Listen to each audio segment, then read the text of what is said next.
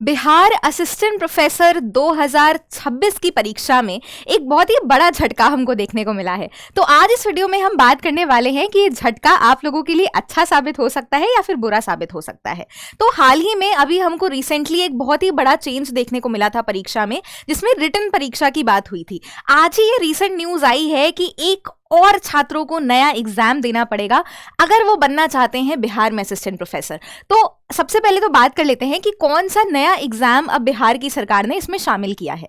तो अगर आप असिस्टेंट प्रोफेसर बनना चाहते हो तो उन्होंने SLET यानी कि स्टेट लेवल एलिजिबिलिटी टेस्ट को अपने रेगुलेशंस में शामिल कर दिया है। अब प्रश्न उठता है कि क्या जो छात्र ऑलरेडी नेट क्वालिफाइड है क्या उनको भी ये परीक्षा देनी पड़ेगी? तो नहीं, उनको ये परीक्षा नहीं देनी पड़ेगी। कहने का मतलब क्या है, अगर आपका UGC नेट पहले से क्वालिफाइड है तब तो आप बिहार में असिस्टेंट प्रोफेसर बनने के लिए पहले ही एलिजिबल हो।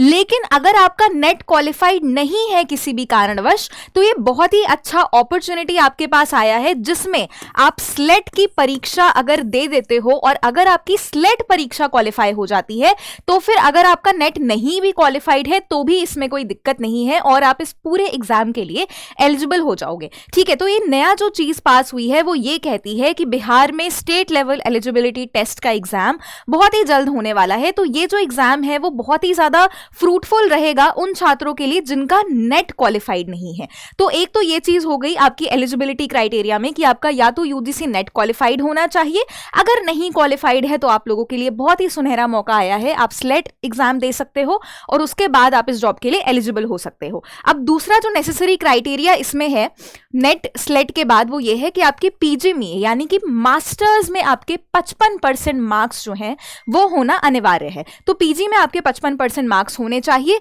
और ग्रेजुएशन में आपका जो सब्जेक्ट होना चाहिए वो एक कंपलसरी सब्जेक्ट होना चाहिए। तो ये एक नेसेसरी क्राइटेरिया हो गया। अब क्वेश्चन उठता है कि मैम हमारा स्लेट तो अभी हुआ ही नहीं है और हमारा नेट भी क्वालिफाइड नहीं है, लेकिन हम PhD की डिग्री होल्ड कर रहे हैं, तो क्या हम इसके लिए एलिजिबल हैं? हाँ जी, आप इसके लिए बिल्कुल एलिजिबल हो। मतलब अगर आप नेट होल्ड कर रहे हो या फिर अगर आप स्लेट क्वालिफाई कर जाते हो या फिर आपके पास PhD डिग्री है तो भी आप इस पर्टिकुलर जॉब के लिए एलिजिबल हो जाओगे। लेकिन PhD में कुछ फैक्टर्स का ध्यान रखना है, जैसे कि सबसे पहले वो जो PhD है वो रेगुलर मोड से होनी चाहिए। आप यहाँ पे देख सकते हो PhD की जो डिग्री है वो नेट व स्लेट से छूट दी जा सकती है। मतलब अगर आपका नेट स्लेट नहीं है क्वालिफाइड, PhD डिग्री अगर है तो आप इसके लिए एलिजिबल हो जाओगे। अब नेक्स्ट क्या है कि ये नियमित मोड यानी कि रेगुलर मोड से होनी चाहिए। ये PhD आपकी डिस्टेंस वाली नहीं काम करेगी। दूसरी चीज जो ये है कि कम से कम 2 एक्सटर्नल एग्जामिनर्स ने आपका वाइवा वगैरह ले रखा हो। नेक्स्ट इंपॉर्टेंट चीज ये है कि आपके 2 रिसर्च पेपर्स प्रॉपरली होने चाहिए, आपने उसमें काम करा होना चाहिए और पब्लिश्ड होने चाहिए। नेक्स्ट चीज इसमें यह है कि सेमिनार्स या फिर कॉन्फ्रेंसेस में आपने कम से कम 2 रिसर्च पेपर्स अपने प्रेजेंट किए हों। तो ये वही नॉर्मल UGC के रेगुलेशंस के हिसाब से ये आपके नॉर्म्स हैं कि PhD डिग्री अगर आपके पास है तो ये कुछ 3 से 4 एक्सटर्नल चीजें होती हैं जो आपके पास होनी चाहिए। तो कोई दिक्कत नहीं है अगर आपका नेट क्वालिफाइड नहीं है, स्लेट अभी तो हुआ ही नहीं है, बट अगर आपके पास PhD रेगुलर मोड से है, ये सारे एलिजिबिलिटी कंडीशंस आपके मैच ऑन हो रहे हैं, तो भी आप इसके लिए एलिजिबल हो जाओगे। ठीक है, तो बस यही थी आज की जानकारी।